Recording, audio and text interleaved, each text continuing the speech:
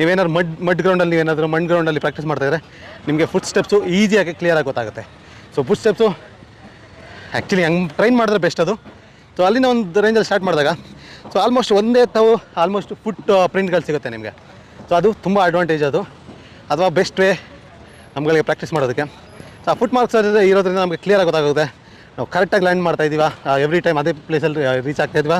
ಹಾಗೆ ಆ ಫುಟ್ ಮಾರ್ಕಿಂದ ನಮಗೆ ಗೊತ್ತಾಗುತ್ತೆ ಕಾಲು ಈ ರೀತಿ ಹೋಗ್ತಾಯಿದ್ವಾ, ರನ್ನಿಂಗ್ ಈ ರೀತಿ ಮಾಡ್ತಿದ್ದೀವ.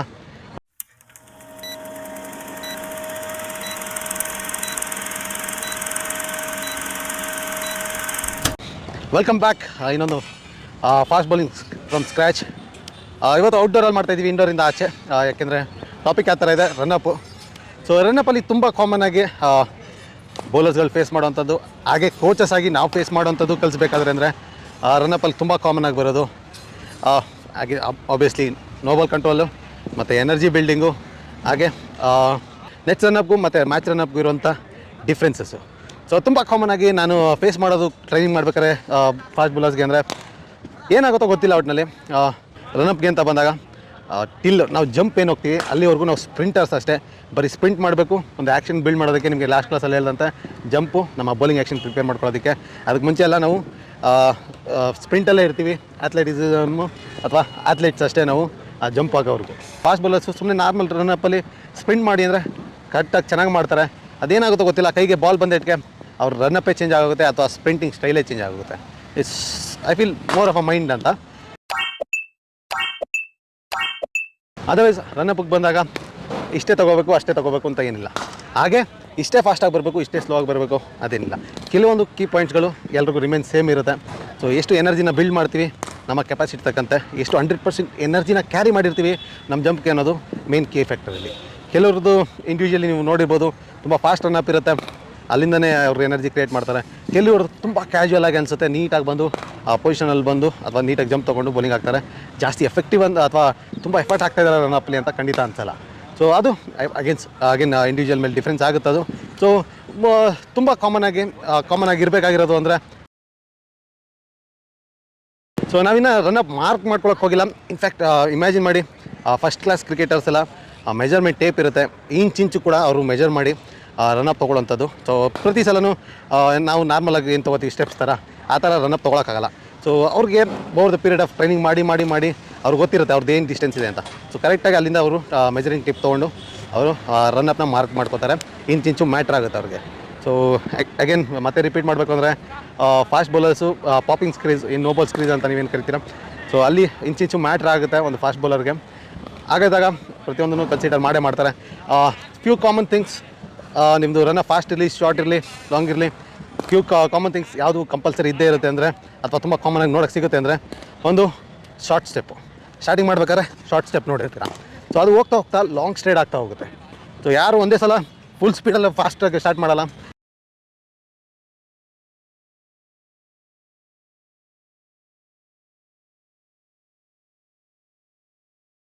ಇನ್ ಕೇಸ್ ಇದನ್ನೊಂದು ಮಾರ್ಕಿಂಗ್ ಅಂದರೆ, ಕೆಲವರು ಇಲ್ಲಿಂದನೇ ಸ್ಟಾರ್ಟ್ ಮಾಡೋದು ನೋಡಿರ್ತೀರ ಲೀನಾಗಿ ಶಾರ್ಟ್ ಸ್ಟೆಪ್ಪಲ್ಲಿ. ಇನ್ನು ಕೆಲವರು ಮೊಮೆಂಟಮ್ಗೆ ನನ್ನ ಮಾರ್ಕಿಂಗ್ ಅಲ್ಲಿದೆ ಅಂದರೆ ಇಲ್ಲಿಂದ ವಾಕ್ ಮಾಡಿ ಇಲ್ಲಿಂದ ಸ್ಟಾರ್ಟ್ ಮಾಡೋರು ನೋಡಿರ್ತೀರ. ಸೊ ಈ ಥರ ತುಂಬ ಡಿಫ್ರೆನ್ಸ್ಗಳಿರುತ್ತೆ. ಅದೆಲ್ಲ ಓವರ್ ಟೈಮ್ ಪ್ರಾಕ್ಟೀಸ್ ಮಾಡ್ತಾ ಅಂತಲೇ ಬರೋದದು.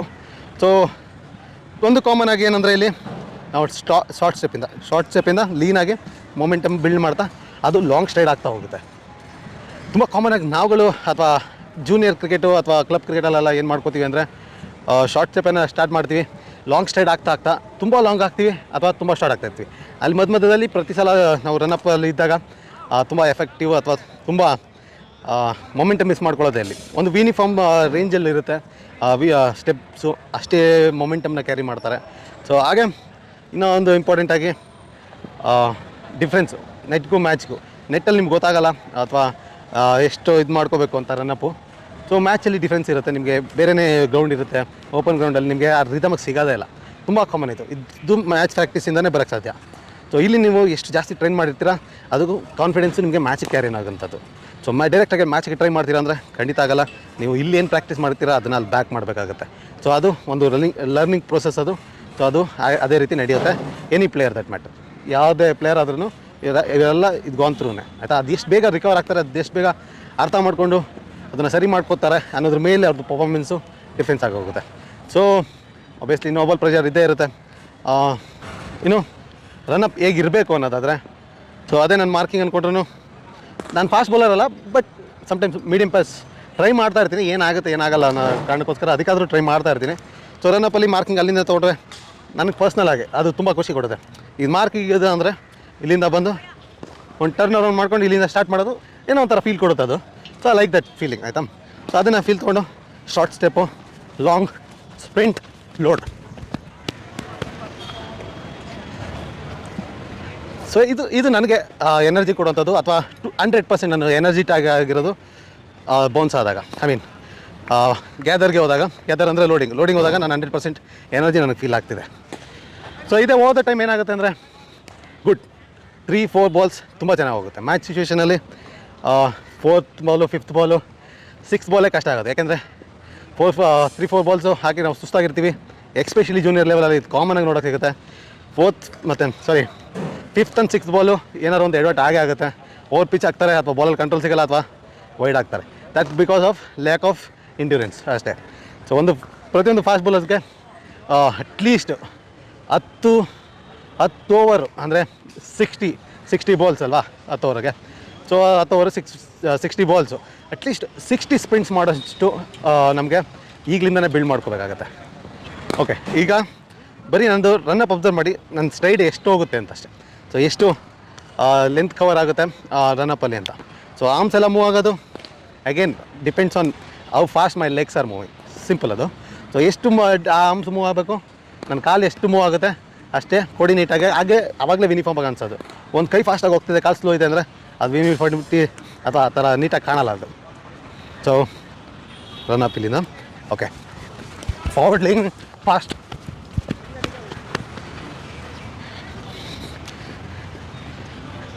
ಇದೆಷ್ಟು ಸ್ಟೆಪ್ ಇದೆ ಅಂತ ಗೊತ್ತಿಲ್ಲ, ಒಟ್ಟಿನಲ್ಲಿ ಒಳ್ಳೆ ಎನರ್ಜಿ ಅಂತ ಫೀಲ್ ಆಗ್ತದೆ. ನೋಡೋಣ.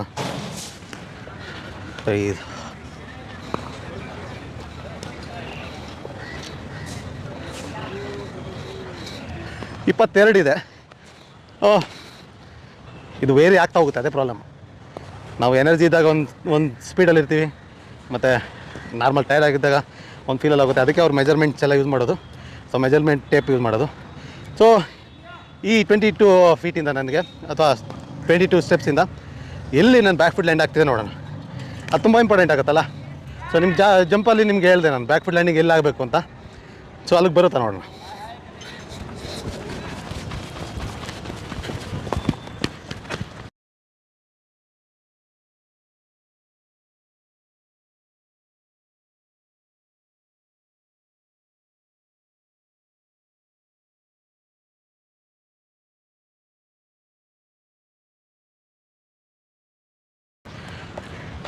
ಬ್ಯಾಕ್ ಫುಟ್ ಲ್ಯಾಂಡಿಂಗ್ ಎಲ್ಲಾಯ್ತು? ಅದು ಎಲ್ಲಾಯ್ತು ವೆಲ್ ಬಿಫೋರ್ ಸ್ಕ್ರೀಸ್ ಅನ್ಸುತ್ತೆ. ಬಟ್ ನನಗೆ ತುಂಬ ಎನರ್ಜಿ ಫೀಲ್ ಆಗ್ತಿದೆ. ಅಲ್ಲಿ ನನಗೆ ಹೋಗಿ ಜೋರಾಗಿ ಹಾಕ್ಬೇಕು ಅನಿಸ್ತಾ ಇದೆ.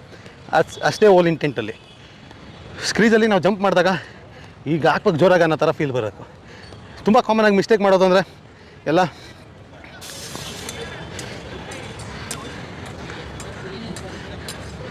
ಇಲ್ಲಿ ಗ್ರ್ಯಾಜುಲಿ ಸ್ಲೋ ಮಾಡಿ ಫಾಸ್ಟ್ ಮಾಡಬೇಕಲ್ವಾ, ಇಲ್ಲೂ ಸ್ಲೋ ಆಗ್ತಾರೆ, ಮತ್ತು ಅಲ್ಲೇ ಶಾರ್ಟ್ ಸ್ಟೆಪ್ ಎಲ್ಲ ಆಗುತ್ತೆ. ಅದು ತುಂಬ ಕಾಮನ್ ಆಗುತ್ತೆ.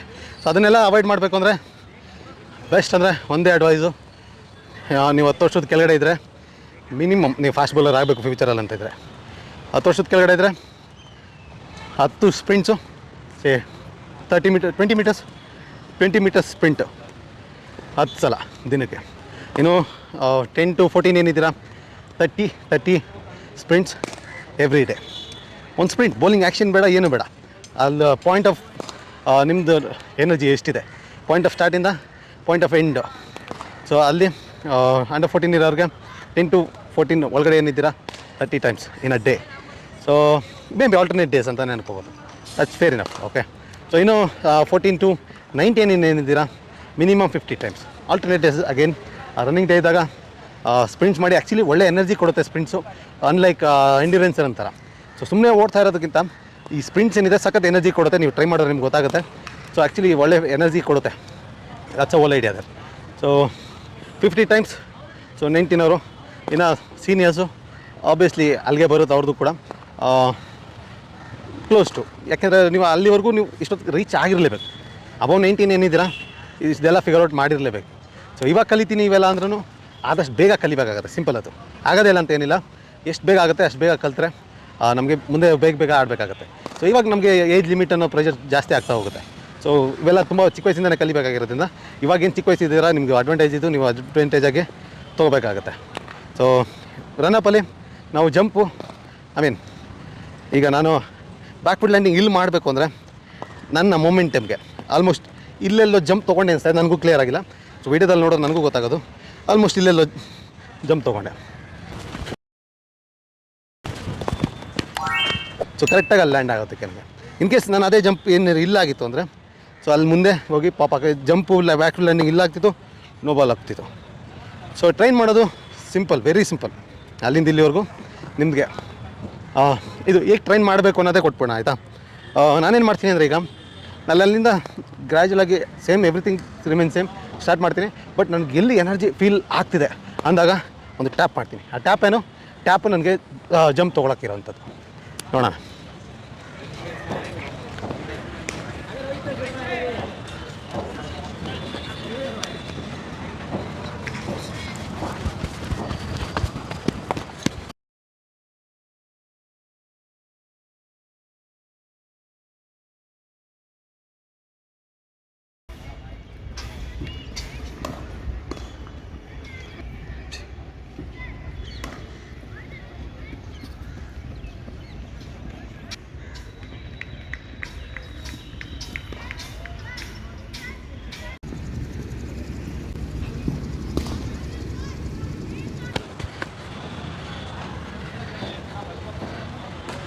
ಅದೊಂದು ಟ್ಯಾಪ್, ಅದಾದಮೇಲೆ ಬ್ಯಾಕ್ಫುಟ್ ಲ್ಯಾಂಡಿಂಗ್ ಟ್ಯಾಪ್ ಹೋಗ್ತೀವಿ, ಅದು ಬೇರೆ ಜಂಪ್ ಅದು.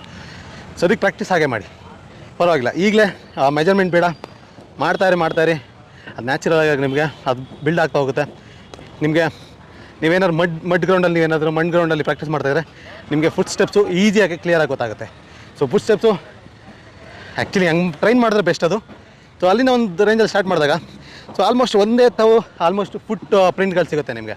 ಸೊ ಅದು ತುಂಬ ಅಡ್ವಾಂಟೇಜ್ ಅದು, ಅಥವಾ ಬೆಸ್ಟ್ ವೇ ನಮ್ಗಳಿಗೆ ಪ್ರಾಕ್ಟೀಸ್ ಮಾಡೋದಕ್ಕೆ. ಸೊ ಆ ಫುಟ್ ಮಾರ್ಕ್ಸ್ ಇರೋದ್ರಿಂದ ನಮಗೆ ಕ್ಲಿಯರಾಗಿ ಗೊತ್ತಾಗುತ್ತೆ ನಾವು ಕರೆಕ್ಟಾಗಿ ಲ್ಯಾಂಡ್ ಮಾಡ್ತಾಯಿದ್ದೀವ, ಎವ್ರಿ ಟೈಮ್ ಅದೇ ಪ್ಲೇಸಲ್ಲಿ ರೀಚ್ ಆಗ್ತಾಯಿದ್ವ. ಹಾಗೆ ಆ ಫುಟ್ ಮಾರ್ಕಿಂದ ನಮಗೆ ಗೊತ್ತಾಗುತ್ತೆ ಕಾಲು ಈ ರೀತಿ ಹೋಗ್ತಾಯಿದ್ವ, ರನ್ನಿಂಗ್ ಈ ರೀತಿ ಮಾಡ್ತಿದ್ವ, ಅದೆಲ್ಲ ಫುಟ್ ಪ್ಲೇಸ್ಮೆಂಟಲ್ಲಿ ಗೊತ್ತಾಗುತ್ತೆ. ಒಂದು ಲ್ಯಾಂಡಿಂಗ್ ಹಿಂಗೆ ಆಗಿರುತ್ತೆ, ಒಂದು ಬಾಲ್ ಈ ಥರ ಸ್ಕ್ರ್ಯಾಚ್ ಆಗಿರುತ್ತೆ.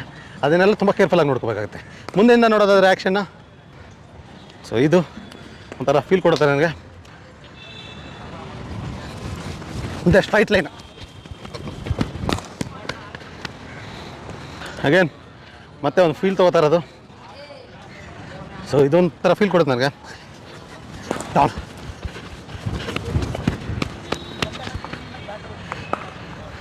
ಇಲ್ಲಿ ಸ್ಟ್ರೈಟಾಗಿ ಹೊಡೋದು ತುಂಬ ಇಂಪಾರ್ಟೆಂಟ್ ಆಗುತ್ತೆ. ಅದಾದಮೇಲೆ ಒನ್ಸ್ ನೀವು ಟೋಟಲ್ ಕಂಟ್ರೋಲ್ ಸಿಕ್ಕಿದ್ಮೇಲೆ ರನ್ನಪ್ಪಲ್ಲಿ ನೀವು ಲೈನಲ್ಲಿ ಆಟ ಆಡ್ಬೋದು. ಸೊ ಸ್ಟ್ರೈಟ್ ಲೈನ್ ಇತ್ತಲ್ವ, ಸ್ವಲ್ಪ ವೈಡ್ ಹೊಡ್ತೀನಿ ನೋಡೋಣ. ಎಕ್ಸ್ಪೆಷಲಿ ನಾನು ಔಟ್ ಸ್ವಿಂಗ್ ಬೌಲರ್ ಆದರೆ ನನ್ನ ಆ್ಯಂಗಲ್ ಈ ರೀತಿ ಕ್ರಿಯೇಟ್ ಮಾಡ್ಕೊಳಕ್ಕೆ ಹೋದರೆ ನಾನು ಸ್ವಲ್ಪ ಆ್ಯಕ್ಚುಲಿ ಇದು ಸ್ಟ್ರೈಟ್ ಅಂದರೆ ಇಲ್ಲಿಂದ ಸ್ಟಾರ್ಟ್ ಮಾಡ್ತೀನಿ. ಸೊ ನಾನೀಗ ಈ ಸ್ಟ್ರೈಟ್ ಲೈನ್ ಹೋಗ್ತೀನಿ, ಇಲ್ಲಿ ಹೋಗಲ್ಲ. ಅದೇನಾಗ್ತಿತ್ತು, ಇಲ್ಲಿಂದ ಒಂದು ಸ್ಟ್ರೈಟ್ ಲೈನ್ ಆದರೆ ನನಗೆ ಇಲ್ಲಿ ಈ ಆ್ಯಂಗಲ್ ಹೋಗ್ತೀನಿ. ಸೊ ಅಲ್ಲಿ ನನಗೆ ಸೈಡ್ ಆನ್ ಮಾಡೋದಕ್ಕೆ ಸ್ವಲ್ಪ ಎಕ್ಸ್ಟ್ರಾ ಜಂಪ್ ಇಲ್ಲ ಅಂದರೆ ಇನ್ ಕೇಸ್ ಸೊ ನಮ್ಗೆ ಸೈಡ್ ಆನ್ ಆಗೋದಕ್ಕೆ ಜಂಪಲ್ಲಿ ಟೈಮ್ ಸಿಗ್ತಿಲ್ಲ ಅನ್ನೋ ಕಾರಣಕ್ಕೆ ಈ ಆ್ಯಂಗಲ್ಗೆ ಯೂಸ್ ಮಾಡ್ಕೋಬೇಕು. ಅದು ಅಡ್ವಾನ್ಸ್ ಲೆವೆಲು, ಅದನ್ನು ಒಳ್ಳೆ ಕೋಚ್ ಅಡ್ವೈಸ್ ತೊಗೊಂಡೆ ನೀವು ಮಾಡಿ. ಸೊ ಯೂಶಲಿ ನಿಮ್ಗೊಂದು ಐಡಿಯಾ ಇರಲಿ ಅನ್ನೋ ಕಾರಣಕ್ಕಷ್ಟೇ. ಅದು ಸ್ಟ್ರೈಟ್ ಲೈನ್ ಕಾಮನ್ ಆಗಿ ಅಥವಾ ಬೇಸಿಕ್ ಒನ್ ಆದರೆ ಇದು ಇನ್ನೊಂದು ತಿಳ್ಕೊಬಿಡಿ, ಇದರಿಂದ ವೈಡ್ ಹೋಗ್ತಾರೆ, ಇದರಿಂದ ಹಿಂಗೆ ಹೋಗಲ್ಲ. ನಾನು ಹೋದ ಶಮ್ಸ್ ಹೋಗ್ತೀನಿ ಅಂತ ಹಿಂಗೆ ಹೋಗಲ್ಲ ಇಲ್ಲಿ. ಸೊ ಏನಿದ್ರು ಈ ಕಡೆ ಇರುತ್ತೆ ವಿಕೆಟಿಂದ, ಅಥವಾ ಹೋದ ಶಮ್ಸ್ ಏನಿದೆ ಬೇಕಾದ್ರೆ ಇಲ್ಲಿಂದನೂ ಬೇಕಾದ್ರೆ ಬರ್ಬೋದು ನಾನು, ಅದೇನು ತೊಂದರೆ ಇಲ್ಲ. ನನಗೆ ಬಾಕ್ಸ್ ಇದೆ, ಅಲ್ಲಿ ನನಗೆ ಲಿಮಿಟೇಷನ್ಸ್ ಇದೆ ಸ್ಕ್ರೀಜಲ್ಲಿ ಎಲ್ಲಿಂದ ಹಾಕಬೇಕು ಅಂತ. ಸೊ ಅಲ್ಲಿಂದ ಹಾಕಬೇಕಾಗುತ್ತೆ. ಸೊ ನಮಗೆ ಅಲ್ಲಿ ಸ್ಕ್ರೀಜಲ್ಲಿ ಯಾವ ರೀತಿ ಲ್ಯಾಂಡ್ ಆಗಬೇಕು ಅನ್ನೋ ಪ್ರೊಸೆಸ್ಸೇ ಇವೆಲ್ಲ ಹಿಂದೆ. ಸೊ ಬೇಸಿಕ್ ಲೆವೆಲಲ್ಲಿ ಇದ್ದಾಗ ಅಲ್ಲಿದ್ರು ಓಕೆ. ಸೊ ಅಲ್ಲಿಂದ ವೈಡಿನ ಬಂದರೆ ಇಲ್ಲಿ ಬಂದು ನನಗಿಲ್ಲಿ ಸೈಡ್ ಆನ್ ಆಗೋಕ್ಕೆ ಎಕ್ಸ್ಟ್ರಾ ಚಾನ್ಸ್ ಕೊಡುತ್ತೆ, ಅಷ್ಟೇ ಡಿಫ್ರೆನ್ಸ್. ಸೊ ಜಂಪು ನೀಟಾಗಿ ಸ್ವಲ್ಪ ಅಷ್ಟು ಟೈಮ್ ಸಿಗ್ತಿದೆ ಅಂದರೆ ಸ್ಟ್ರೈಟಾಗಿ ಬಂದೇ ಟರ್ನ್ ಆಗ್ಬೋದು. ಇಲ್ಲ ನನಗೆ ಜಾಸ್ತಿ ಜಂಪ್ ಆಗ್ತಿಲ್ಲ ಅಂದಾಗ ಸೊ ಈ ಆ್ಯಂಗಲಲ್ಲಿ ಬಂದು ಇದು ತೊಗೊಂಡು ಬಲಿ ಹಾಕೋಂಥದ್ದು. ಸೊ ಇದು ಬೇಸಿಕ್ ಲೆವೆಲ್ ಆಗಿರೋದ್ರಿಂದ ತುಂಬ ಕೇರ್ಫುಲ್ಲಾಗಿ ಟ್ರೈನ್ ಮಾಡಬೇಕಾಗುತ್ತೆ. ಸಿಂಪಲ್ಲು ಸ್ಪಿನ್ಸ್ ಮಾಡಲೇಬೇಕು ಪ್ರತಿಯೊಂದು ಫಾಸ್ಟ್ ಬೌಲರ್. ಸೊ ಇದನ್ನು ಪ್ರಾಕ್ಟೀಸ್ ಮಾಡೋದು ಹೇಗೆ? Very simple. ಆಗಲೇ ಹೇಳಿದಂತೆ ಪಾಯಿಂಟ್ ಆಫ್ ಸ್ಟಾರ್ಟಿಂದ point of back foot landing ಎಲ್ಲ ಆಗ್ತಾಯಿದೆ. ಎನರ್ಜಿ ವೈಸ್ ತೊಗೊಂಡೋಗಿ ನೀವು ಆಗಲೇ ಹೇಳ್ದಂಗೆ. ಸೊ ನಿಮ್ಗೊಂದಷ್ಟು ಒಂದು ವಾರ ಟ್ರೈನ್ ಮಾಡಿದ್ರೆ will be the best coach ನಿಮಗೋಸ್ಕರ. ಸೊ ನೀವೇ ನಿಮ್ಮ ಬೆಸ್ಟ್ ಕೋಚ್ ಆಗ್ತೀರಾ. ಸೊ ಇದೆಲ್ಲ ತಿಳ್ಕೊಳ್ಳೋದು ತುಂಬ ಇಂಪಾರ್ಟೆಂಟ್ ಆಗುತ್ತೆ. ಸೊ ಮ್ಯಾಚಲ್ಲಿ ಬಂದಾಗ ಅಗೇನ್ ನಮಗೆ ಪ್ರಾಕ್ಟೀಸ್ ಮ್ಯಾಚಸ್ಸು ಹಾಗೆ ತುಂಬ ಪ್ರಾಕ್ಟೀಸು ಮತ್ತು ಆದಷ್ಟು ಬೇಗ ಸೆನ್ಸ್ ಆದರೆ ಒಳ್ಳೆಯದು. ಇನ್ನು ಎಸ್ಪೆಷಲಿ ಮ್ಯಾಟಿಂಗ್ ಆಡೋರಿಗೆಲ್ಲ ಏನಾಗುತ್ತೆ ಅಂದರೆ ಸೊ ತುಂಬ ಕಾಮನ್ ಅದೇ ಆಗೋದು. ಬ್ಯಾಕ್ ಫುಟ್ ಲ್ಯಾಂಡಿಂಗಲ್ಲೇ ಆಲ್ಮೋಸ್ಟ್ ನಿಮಗೆ ಮ್ಯಾಟ್ ಎಡ್ಜ್ ಸಿಗುತ್ತೆ. ಅದು ಎಲ್ಲರೂ ಫೇಸ್ ಮಾಡ್ತಾರೆ. That should not be the excuse ಅಷ್ಟೇ. ಸಿಂಪಲ್ಲು ಪಾಯಿಂಟ್ ಆಫ್ ಮಾರ್ಕಿಂದ ಬ್ಯಾಕ್ ಫುಟ್ ಲ್ಯಾಂಡ್ವರೆಗೂ ಸ್ಪ್ರಿಂಟ್ ಮಾಡ್ತಾ ಹೋಗಿ. ಎಷ್ಟು ಮಾಡಿದ್ರೂ ಕಮ್ಮಿನೇ. ಫಾಸ್ಟ್ ಬೌಲರ್ಸ್ಗಂತೂ ಎಷ್ಟು ಸ್ಪ್ರಿಂಟ್ ಮಾಡಿದ್ರೂ ಕಮ್ಮಿ. ಸೊ ಆಗಲೇ ಕೊಟ್ಟಿರೋಂಥ ನಂಬರ್ಸು ಮಾಡಿ ಆದಷ್ಟು. So good luck. Take care ಮಾಡಿ ನಿಮ್ಮ ಬಾಡಿನ. ಆದಷ್ಟು ಒಳ್ಳೆಯದಾಗಲಿ. Good luck. ಫ್ರೀ ಆಪ್ಷನ್ ಇರೋದು ಫ್ರೀ ಬಗ್ಗೆ ಗೊತ್ತಿರೋರು. ಫ್ರೀಯಾಗಿ ಸಿಗೋದು ಯೂಶಲಿ ಜಾಸ್ತಿ ದಿನ ಬಾಳಿಕೆ ಬರೋಲ್ಲ ಅಥವಾ ನಮಗೆ ಲಾಂಗ್ ಟೈಮಲ್ಲಿ ಹೆಲ್ಪ್ ಆಗೋಲ್ಲ. ಸೊ ಕರ್ಮ ಅನ್ನೋದು ಎಲ್ಲದರಲ್ಲೂ ಇದ್ದೇ ಇರುತ್ತೆ. ಸೊ ಖಂಡಿತ ನೀವು ನೋಡ್ಕೊಳ್ಳಿ ನಿಮ್ಮ ಕಂಡೀಷನ್ ಹೇಗಿದೆ ಅಂತ. ಸೊ ಪ್ರತಿಯೊಂದು ವೀಡಿಯೋದಲ್ಲಿ ಏನು ಕಲಿತೀರಾ ಈಗ ಸೀರೀಸಲ್ಲಿ, ಸೊ ನಿಮ್ಮ ಕೈಲಾದಷ್ಟು ಎಷ್ಟಾಗುತ್ತೆ, 10 ರೂಪಾಯಿ ಆಗುತ್ತಾ, 20 ರೂಪಾಯಿ ಆಗುತ್ತಾ, 100 ರೂಪಾಯಿ ಆಗುತ್ತಾ, ದೇವರು 1000 ಕೊಟ್ಟಿದ್ರೆ ಖಂಡಿತ ಕೊಡಿ, ಬೇಡ ಅಂತ ಖಂಡಿತ ಹೇಳಲ್ಲ. ನಿಮ್ಮ ಕೈಲಾದಷ್ಟನ್ನ ನೀವು ಖಂಡಿತ ನೀಡ್ಬೋದು. ಇಲ್ಲಿ ಕೊಟ್ಟಿರೋಂಥ ಸ್ಕ್ಯಾನರ್ಗೆ ಅಥವಾ 8310683252 ನಂಬರ್ಗೆ. ಇಗ್ನೋರ್ ಮಾಡೋರು ಮಾಡಲಿ. ಯಾರು ಗುರುದಕ್ಷಿಣೆ ಕಳಿಸ್ತಿದ್ದೀರಾ ನೀವು ಟ್ರಾನ್ಸಾಕ್ಷನ್ ಹಿಸ್ಟ್ರಿನ ಕಾಪಾಡ್ಕೊಳ್ಳಿ. ಮುಂದೆ ಕೆಲಸಕ್ಕೆ ಬಂದರೂ ಬರ್ಬೋದು. ಇದೇ ಆನ್ಲೈನ್ ಕೋಚಿಂಗ್ನ ಈ ಕ್ವಶನ್ ಬರೋಕ್ಕಿಂತ ಮುಂಚೆ ವರ್ಕ್ಶಾಪ್ ಮಾಡಬೇಕು ಅಂತ ಇದ್ದೆ. ಅದು ಪೇಯ್ಡ್ ಆಗಿರ್ತಿತ್ತು. ಈ ಪ್ರಶ್ನೆ ಬಂದಮೇಲೆ ಸ್ವಲ್ಪ ನನಗೆ ರಿಯಲೈಸ್ ಆಯಿತು. ಸೊ ನನಗೂ ಗೊತ್ತು ಕರ್ಮ ಏನು ಕ್ರಿಕೆಟಲ್ಲಿ ಅಂತ. ಸೊ ಅದಕ್ಕಾಗಿ ನಿಮಗೆ ಫ್ರೀಯಾಗಿ ತರ್ತಾ ಇದ್ದೀನಿ. ಫ್ರೀ ಕೋಚಿಂಗು ನಿಮಗೆ ಅವಶ್ಯಕತೆ ಇದ್ದರೆ ಮಾತ್ರ. ನೀವು ಇಗ್ನೋರ್ ಮಾಡಿದ್ರು ನಾನು ಕೊಟ್ಟಂಥ ಕಮಿಟ್ಮೆಂಟ್ನ ನಾನು ಇಗ್ನೋರ್ ಮಾಡೋದಿಲ್ಲ. 0 ಇಂದ ಬ್ಯಾಟಿಂಗ್, ಬೌಲಿಂಗ್ ಹಾಗೆ 0 ಇಂದ ಇಂಡಿಯಾ ಆಡೋವರೆಗೂ ಯಾವ್ಯಾವ ಸ್ಟೆಪ್ಗಳಿದೆ ಅದ್ರ ಬಗ್ಗೆ ಎಲ್ಲ ಒಂದು ವೀಡಿಯೋ ಸೀರೀಸ್ನ ಕೊಡ್ತೀನಿ ಅಂತ ಹೇಳಿದೆ. ಅದನ್ನು ಕಂಪ್ಲೀಟ್ ಮಾಡೇ ಮಾಡ್ತೀನಿ.